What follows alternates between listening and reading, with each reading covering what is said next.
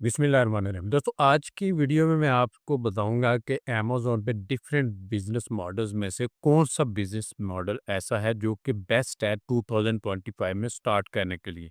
अगर आप अमेज़न पे बिजनेस करने का सोच रहे हैं और अमेज़न पे इन्वेस्ट करने का आप सोच रहे हैं तो इस वीडियो में आपको बताऊंगा कि आपको कौन से बिजनेस मॉडल में आपको इन्वेस्टमेंट करनी चाहिए या कौन से बिजनेस मॉडल में आपको अपना बिजनेस एक अमेज़न पे सेटअप करना चाहिए। तो वीडियो को आपने कंप्लीट देखना है ताकि इस हवाले से आपके कॉन्सेप्ट्स क्लियर हो सकें। वीडियो की तरफ चलने से पहले अगर आप लोगों ने चैनल को सब्सक्राइब नहीं किया तो ज़रूर सब्सक्राइब कर लें ताकि आने वाली मज़ीद वीडियोज़ भी आपको मिलती रहें।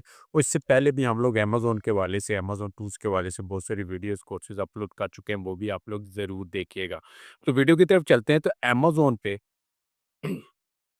अगर आप बिज़नेस करने का सोच रहे हैं, आपकी प्लानिंग में है कि 2025 में आपने अमेज़न पे बिज़नेस करना है, तो यहाँ पे अमेज़न पे डिफरेंट बिज़नेस मॉडल्स हैं जो कि बहुत सारे लोग जो भी बिज़नेस करते हैं, एक ख़ास मॉडल के तहत करते हैं। मिसाल के तौर पे एक बिज़नेस मॉडल है प्राइवेट लेबल, एक होलसेल है, एक रिटेल आर्बिट्राज है, एक ड्रॉप शिपिंग है, ठीक है? इस तरह के बिज़नेस मॉडल्स हैं जो कि आप यूज़ करते हैं अमेज़न पे बिज़नेस करने के लिए, ठीक है? लेकिन बहुत सारे लोग यहाँ पे आके कन्फ्यूज़ हो जाते हैं कि कौन-सा बिज़नेस मॉडल उनके लिए बेटर है, ठीक है? और 2025 में अगर आप कोई बिज़नेस करने का सोच रहे हैं, तो इसमें आपको कौन-सा ऐसा बिज़नेस जो है, मॉडल जो है, वो सिलेक्ट करना चाहिए ताकि आपको एक अच्छा खासा प्रॉफ़िट मिल सके।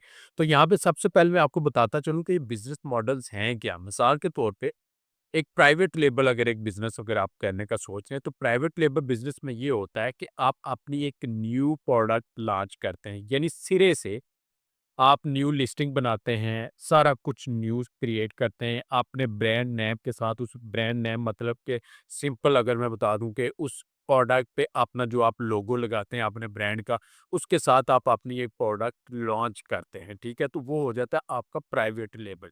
होलसेल बिज़नेस ये होता है कि ऑलरेडी कोई भी लिस्टिंग्स बनी हुई है अमेज़न पे, जितनी भी ये लिस्टिंग्स बनी हुई हैं, यहाँ पे किसी भी ब्रांड से आप अप्रूवल लेते हैं और इन लिस्टिंग्स के साथ ही मी टू करके तो आप एज़ अ सेलर यहाँ पे बैठ जाते हो, इनको सेल करना स्टार्ट कर देते हैं, ठीक है? ऑनलाइन आर्बिट्राज या रिटेल आर्बिट्राज में ये होता है कि आप रिटेल स्टोर से जितने भी दूसरे स्टोर्स हैं, वहाँ से प्रोडक्ट सस्ते में उठाते हैं, ठीक है? और किसी भी वेबसाइट दूसरी वेबसाइट से, ठीक है? और उसको अमेज़न पे सेल करते हैं अपना एक प्रॉफ़िट रख के। मिसाल के तौर पे किसी और वेबसाइट पे एक प्रोडक्ट ये कीबोर्ड है, वो सेल हो रहा है $30 का, ठीक है? तो वहाँ से आप $30 का आप उठाएँगे और सेम कीवर्ड अमेज़न पे 50 का सेल हो रहा है, तो आप यहाँ पे 50 का उसको सेल कर देंगे, ठीक है? तो आपको यू इस तरह से आप प्रॉफ़िट कमाते हैं। ड्रॉप शिपिंग क्या होता है? ड्रॉप शिपिंग में ये होता है कि आपके पास कोई इन्वेंटरी नहीं होती, कोई कुछ नहीं होता, यहाँ पे आप ऑर्डर करते हैं, आप उसको एफबीएम करके तो अपने पास से किसी दूसरे स्टोर से उसी एड्रेस पे जो कस्टमर का एड्रेस है उस पे वो चीज़ डिलीवर करवा देते हैं, वो हो जाता है ड्रॉप शिपिंग। अब यहाँ पे लोग आके कंफ्यूज हो जाते हैं कि कौन सा बिजनेस मॉडल यहाँ पे बेस्ट है। तो 2025 में अगर आप अमेज़न पे बिजनेस करने का सोच रहे हैं तो मैं आपको अपने एक्सपीरियंस से आपको बताऊंगा कि आप प्राइवेट लेबल आप शुरू करें। आप प्राइवेट लेबल बिज़नेस शुरू करें। वो बिज़नेस जिसमें आप अपनी एक न्यू प्रोडक्ट लॉन्च करते हैं, अपनी न्यू लिस्टिंग बनाते हैं, स्टार्ट से सब कुछ करते हैं, ठीक है? उसके बाद उस पे पीपीसी कैम्पेन्स रन करते हैं और उसको प्रमोट करके तो आप ये प्रोडक्ट नए सिरे से उसको आप लॉन्च करते हैं। अब बहुत सारे लोग ये ज़हनों में वो आएगा कि होलसेल हम लोग क्यों नहीं करते कि ऑलरेडी बनी बनाई लिस्टिंग के साथ मी टू करेंगे, सेल करेंगे, प्रॉफिट कमाएँगे। देख के short term business and long term business ये 2 टर्म्स यूज़ होती हैं, इनमें ज़मीन आसमान का फ़र्क है। ये जो होलसेल आप करते हैं यहाँ पे और भी बहुत सारी चीज़ें आपको माइंड में रखनी पड़ती हैं आपको। यहाँ पे प्राइस वार भी होती है, ठीक है? और ये लिस्टिंग आपकी ज़ाती लिस्टिंग नहीं है, ठीक है? इस पे अगर आप मी टू करते हैं मिसाल के तौर पे ये ब्रांड अगर आपको ऑथराइज़ करता भी है तो इन फ्यूचर कभी भी ये लिस्टिंग डाउन हो सकती है। आपने ये ब्रांड अपनी ये प्रोडक्ट जो है वो ख़त्म कर सकता है या ब्रांड आपकी जो परमिशन है उसको वो ख़त्म कर सकता है, ठीक है? ये लिस्टिंग आपकी मलकियत नहीं है, आप कुछ भी नहीं कर सकते, ठीक है?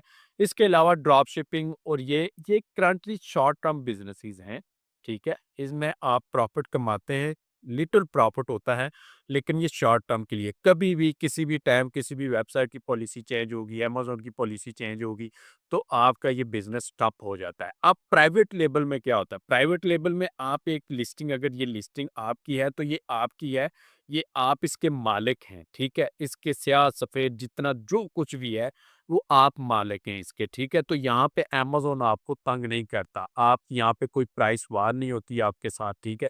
कि आपको दूसरे सेलर्स के साथ अ, यहाँ पे प्राइस अपनी एडजस्ट करनी पड़े, या आपको कहीं भी ये खतरा नहीं होता कि इन फ्यूचर ये ब्रांड अपनी प्रोडक्ट को डिसकंटिन्यू कर दे या कुछ भी कर दे। नहीं, आप डायरेक्टली ये अपने ब्रांड नेम के साथ एक प्रोडक्ट जब लॉन्च करते हैं, ठीक है, तो आप उसके मालिक हो जाते हैं। इसमें ये होता है कि आपको थोड़ा अरसा लगता है, यानी कि आपको 1 साल के करीब या 6 महीने के करीब आपको इस पे प्रॉफ़िट नहीं मिलता है। यानी बहुत मिनिमम अगर आपकी सेल होती है, तो इस पे आप स्पेंडिंग करते हैं, यानी पीपीसी कैम्पेन्स रन करते हैं, अपनी इस लिस्टिंग को प्रमोट करते हो।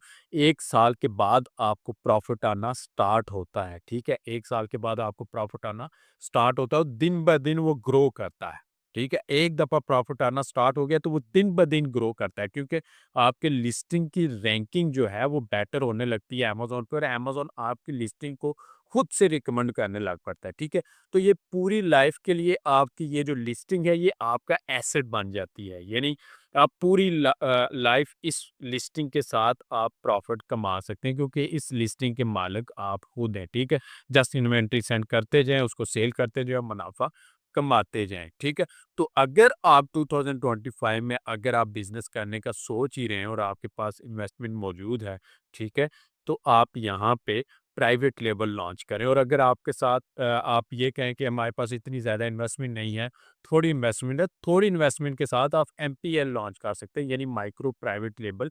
उसमें ये होता है कि आपने शुरू में ट्रेडमार्क वगैरह रजिस्टर नहीं करना होता। आप जस्ट अपनी एक प्रोडक्ट लॉन्च कर देते हैं, और जब वो प्रोडक्ट अच्छा एक परफॉर्मेंस देना शुरू कर दे, तो आप फ़ौरन से अपना ट्रेडमार्क रजिस्टर कर लें और सारा कुछ, क्योंकि आपको कन्फर्मेशन हो चुकी होती है कि आपकी ये लिस्टिंग अच्छा परफ़ॉर्म कर रही है, तो आप उस पे इन्वेस्टमेंट कर देते हैं। तो फिर आप ट्रेडमार्क रजिस्टर वगैरह करके तो अपनी उस लिस्टिंग को यहाँ पे मज़ीद बेटर बना सकते हैं, ठीक है? तो मैं हाइली रिकमेंड करूँगा कि अगर आप 2025 में बिज़नेस करने का सोच रहे हैं, तो होलसेल या ड्रॉप शिपिंग या रिटेल आर्बिट्राज, इन बिज़नेसेस के साथ जाने से बेटर है कि प्राइवेट लेबल आप करें। होलसेल में अभी 2025 में, वैसे तो 2024 में भी यही इशू था, लेकिन अभी आपको ज़्यादा एक इशू फेस करना पड़ेगा।